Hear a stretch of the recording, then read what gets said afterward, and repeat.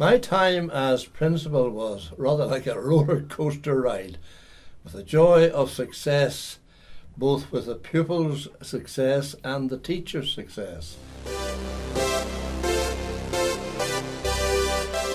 There was a lot of characters in our year, a lot of characters, and we were messers, but in a positive way. There was nothing negative. We were never destructive. We were never angry. We were never. There was no negativity of anything that we did. It was almost like a 3-day camel ride to get out to some of the classes to Miss Bell, Lynn Bell, I think it was, the maths teacher, and Mervyn Shaw and Peter Bell had maths classrooms beside each other, and then there was Dinger Bell.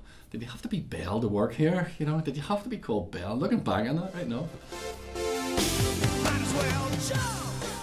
Carrickfergus Grammar was Northern Ireland Centre for the pilot project in technology. We all agreed to introduce some form of a technology course to the Year 9 boys. I say boys because that's the way the options were organised then, with the girls taking home economics. And in June 1980, the first pupils sat O-level. There were 15 pupils, all very pioneering, to be the first and only pupils in Northern Ireland to sit a completely new subject. The school was asked to present some of its work at the Queen's Silver Jubilee event, where we met both the Queen and the Duke of Edinburgh. Pupils achieved awards and recognition for their work in technology, including the Aer Lingus Young Scientist exhibition and the Young Engineer for Britain competition. I heard you on the wireless back in 52. The video cassette recorder had arrived. One video, one television, and 20 tapes for the whole school. A cassette costing £19.50, more than the cost of a substitute teacher for a day, was incredibly expensive and used very prudently. There was no social network, there were no mobile phones, and there were no computers. It was only in the generation of our lot coming through. You had the ZX81, you had the Spectrum, and this school, everybody bowed down when the BBC Micro appeared. The school received its first computer, which was the RM380Z, sometime in 1981. The monitor could only show text and some very basic graphics. Sure, you could draw lines with it, but that was about all. It was Ernie Crawford and Ozzie Graham at Carrick Grammar who were the main caretakers of the first computer. But I was very keen to try it out in the technology department. Success in science, technology and computing, as it was then known, brought much positive media attention. Winning the Aer Lingus Young Scientist of the Year award in 1983 was, I suppose, a culmination of the outstanding success of the pilot technology project started in 1976. 1982 and 1983 were the first A-level years, and I had some very dedicated, talent and enthusiastic pupils in my sixth form technology classes. 3 pupils, Gary Davison, Colin Lavery and Mark McCoubrey, from my first upper sixth year, were studying automation, so they entered a project which they designated CORA, Computer Operated Robot Arm. Their project was basically an automated quality control system controlled by microcomputer. The group did extremely well, coming first in the senior group category and winning the Institute of Physics award. Sadly though, on the Friday afternoon, just when the judging had been completed, the whole exhibition had to be abandoned due to very bad snow and icy conditions. We had to pack up early and make our way, as best we could, to a rather luxurious hotel in Dublin.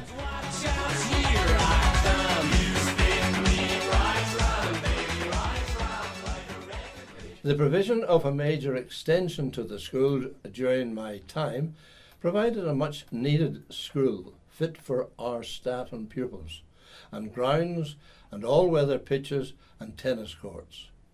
In the midst of turbulent years in the province, Carrickfergus Grammar School was a pleasant and welcoming place to work in, which both staff and pupils set a standard for success, despite what was going on around us. I enjoyed being there.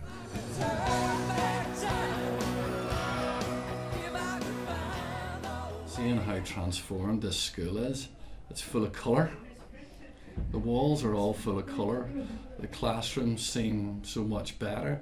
The relationship with the teachers and the pupils seem to be so much more relaxed and so much better. And although there's a lot of pressure on the pupils now, it seems to be the introduction of pastoral care and the backup. That there seems to be so much more backup. And that's a great step forward, and and that's a great highlight that I have seen in this school. And the pupils seem happier with what's going on. So the 80s for me and the 80s for our class growing up, you'd see all the girls would all be made up with the big hair and the mullets. There's the mullets, you know who you are.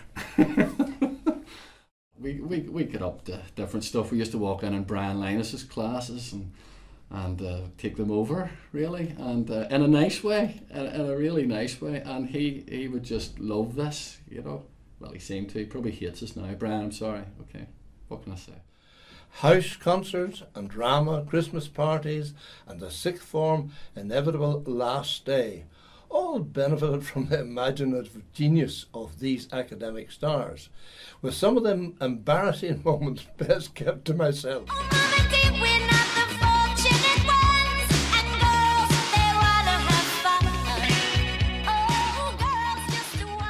I was approaching the day before our last day in upper sixth, kind of ambushed, not approached, maybe ambushed, and volunteered for something. I said, look, do you fancy being a kissogram girl for Hugh Jamieson on our last day before we leave for our A-levels?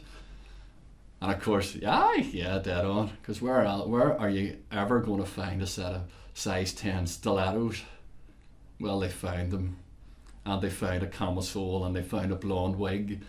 And I found myself the next morning hiding in the girls' toilets of our last day, being dressed and made up by the girls in our class, and having a laugh, and the balloons were going down, and the lipstick was going on, and the wig, and the high heels, and Mr. Forsyth and Mrs. Logan, Mrs. Logan arrived in, because they saw boys going into the girls' toilets, and they were raging, and they came storming in.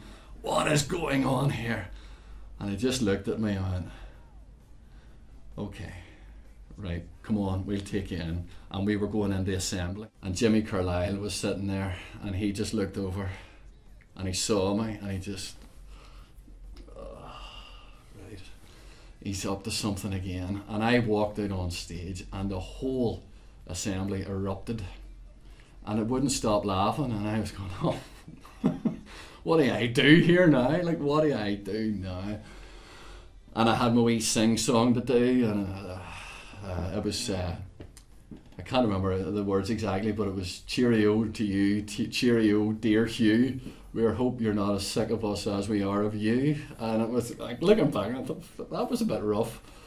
And I went up and planted a big kiss on his cheek, and he was like a Ray Beanie. He just, and I did my wee waves, and the teachers behind were just floods of tears, laughing their heads off.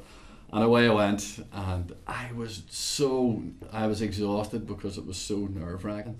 And just thinking about that now, I mean, I've just been taken back to whenever I was 18, going, gosh, I can picture that as clear as a bell. But those are the sort of things we get up to.